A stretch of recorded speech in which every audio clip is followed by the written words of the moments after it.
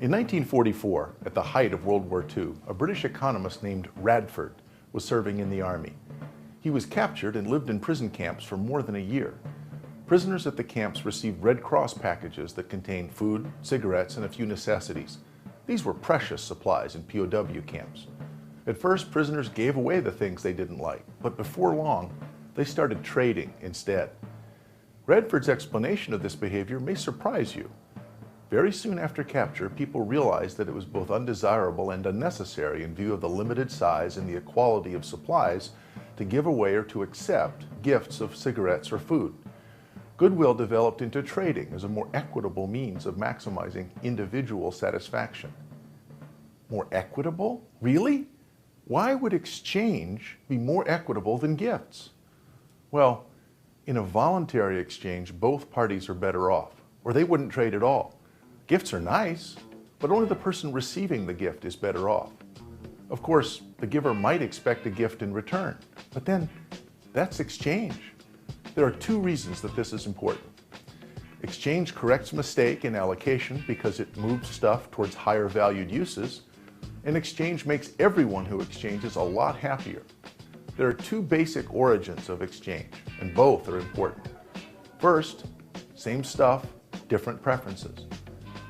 Let's say we go on a field trip with boxed lunches that each contain a sandwich, chips, pickle, and a cookie.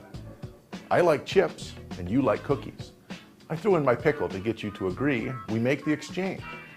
We're both happier with our lunches, even though we're still dealing with the same amount of food overall. Second, there's same preferences, different stuff. Suppose I have apples and you have oranges. But we both prefer eating fruit salad with the two mixed together. If we exchange, then we can both have fruit salad, and we're both happier with the same amount of fruit. That's remarkable. In a world of scarce resources, each voluntary transaction means that people get happier without any change to the total wealth that was available. That's what makes trade so powerful. What if we have different stuff and different preferences? I do an exercise in class to illustrate this.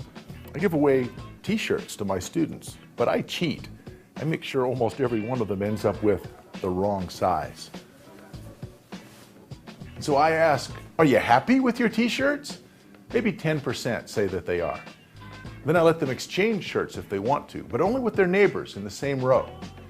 Nonetheless, shirts move. You trade with your neighbor, she trades with hers. The shirts travel around, improving the welfare of both buyer and seller at every step. When it's over, maybe 30% of the students are happy with their shirt. It's a big improvement, but still not great. Then I let people trade with anyone in the class. The class goes wild. Extra larges trade for small, mediums for larges, and so on. It looks like chaos, with people waving shirts and calling out sizes.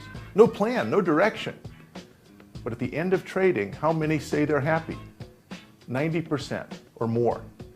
The same number of shirts as the start, no one in charge, and yet we went from 10% satisfied to 90% satisfied. Some of the shirts changed hands many times. No one knew where the shirt was headed, it just went. And everyone who exchanged was happier. It seems like magic, but it's just markets. Keep learning liberty. Click on one of our other videos to watch more.